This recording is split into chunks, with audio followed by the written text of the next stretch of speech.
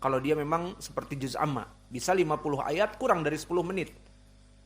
Namun jika surat Ali Imran, Al-Baqarah, An-Nisa, maka bisa jadi 1/4 jam atau lebih. Alhasil, waktu sahur yang sangat dianjurkan dan dilakukan oleh Nabi di sini adalah mengakhirkan waktu sahur.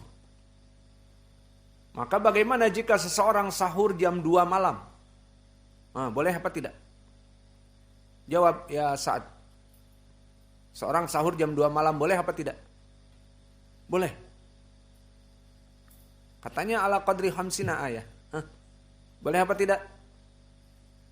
Boleh apa tidak Fikri? Boleh saja. Karena Allah berfirman, wa kulu wasrobu hatta yatabayyana lakum al-khaytul abyad minal khaytil aswad minal fajr. Boleh saja dari segi malam-malam di malam Ramadan halal untuk makan. Tidak seperti wisol di zaman dulu.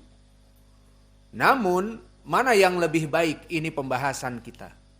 Maka afdal hina qaruba ilal fajr.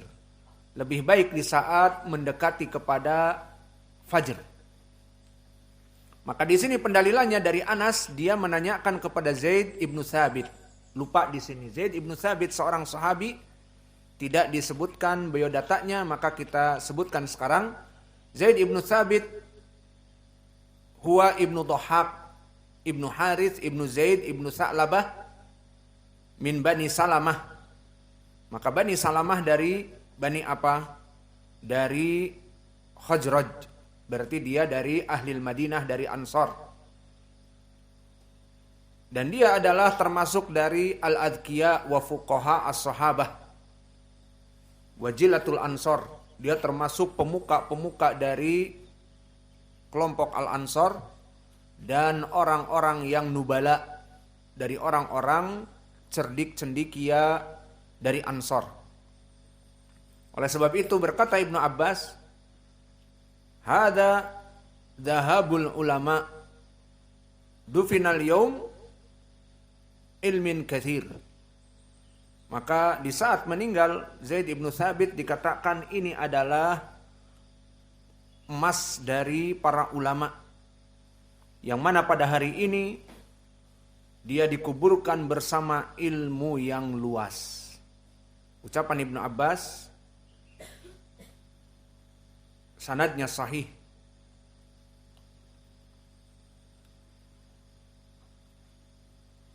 Dan dari kecerdikan beliau, kana yata'allam ghaira lugatihi bi asra'il waqt. Dulu dia belajar bahasa selain dari bahasa Arab dengan waktu yang cepat. Seperti berkata Zaid ibnu Thabit, amarani Rasulullah sallallahu alaihi wa ala alihi wasallam fata'allamtu lahu kitaba Yahuda wa qala inni wallah ma amanu Yahuda ala kitabi fata'allamtuhu falam yamur bi illa nisfu syahr hatta hadaqtuhu fakuntu aktubu lahu idza kataba wa aqarra lahu idza kutiba ilaih. Maka di dalam hadis yang kita sebutkan tadi, hadis yang diriwayatkan oleh Imam Abi Daud dan Tirmidzi dengan sanad yang hasan kepada Zaid ibnu Thabit. Di saat dia mengatakan Nabi mengutusku untuk mempelajari bahasa Yahudi. Maka aku mempelajarinya hanya sekedar 15 hari. Kemudian aku bisa menulis dan aku bisa mengimlakkan kepada Nabi dan membaca apa yang ditulis oleh mereka dan bisa menulis dari bahasa mereka. Maka dalam 2 pekan bisa menguasai grammar bahasa Israel, bahasa Yahudi. Dan keutamaan Zaid ibnu Thabit termasuk dari orang-orang yang mengumpulkan Al-Quran di zaman Nabi. Maka dia mengumpulkan Al-Quran, kemudian dia tulis, kemudian dibacakan kepada Nabi. Maka Nabi menyetujuinya. Dan meninggal sahabi ini pada zaman Muawiyah ibni Abi Sufyan di tahun ke-45 Hijriyah ataupun 51 Hijriyah. Maka faidah dari hadis dari sahabat yang agung ini, dulu sahabat ini makan bersama Nabi untuk sahur. Kemudian setelah itu mendengar adzan, maka Nabi bangun, dohirnya melaksanakan salat sunnah, kemudian dia menjadi imam. Maka di dalam faidah hadis ini, sunnah yang banyak dilupakan dan dipunahkan oleh manusia adalah mengakhirkan sahur semampu mungkin. Dan kita menakar makanan kita. Maka di saat sahur, tidak semua yang ada di meja makan ditransfer ke perut kita. Bagaimana kita sholat fajr? Penuh, kenyang dan sebagainya. Maka makan dari makanan yang ada dan bermanfaat. Maka dalam waktu sekitar 1/4 jam kita memakan makanan tersebut. Inilah dari sunnah. Dan kenapa tadi sunnah ini saya katakan dimatikan dan dipunahkan dengan adanya bid'ah. Apa bid'ah yang menyebabkan termatikannya ini? Imsak ihtiyati. Maka sekarang kita masuk kepada permasalahan lawannya dari sunnah ini. Perlu diketahui ya ibadallah, bahwa antara as-sunnah dengan bid'ah dia saling berkontradiksi. Dia saling berbenturan dan bermusuhan. Barang siapa yang menghidupkan bid'ah maka akan terhidupkan sunnah. Jika menghidupkan bid'ah akan mematikan sunnah. Dan dari bid'ah di zaman sekarang adalah imsak ihtiyati. Apa makna al-imsak al-ihtiyati? Imsak maknanya meninggalkan dari makan dan minum karena ihtiyat. Makna ihtiyat, apa bahasa Indonesia ihtiyat?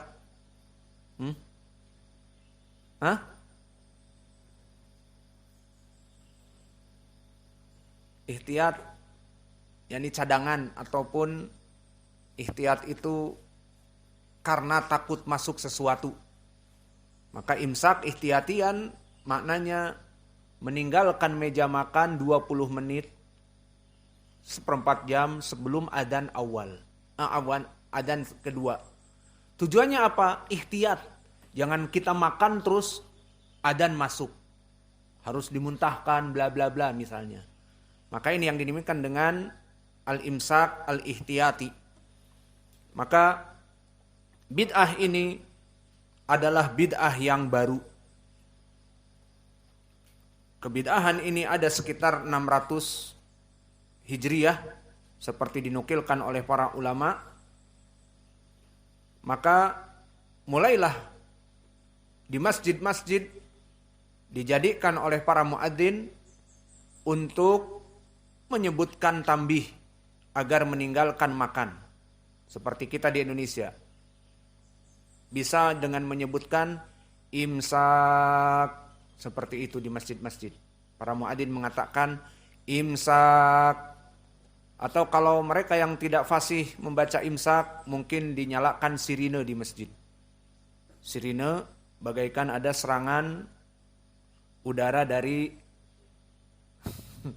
Rusia, dari yang lainnya. Wih, seperti itu. Tiarap. Tiarap semua. Bukannya menjauhkan makanan tapi pada tiarap.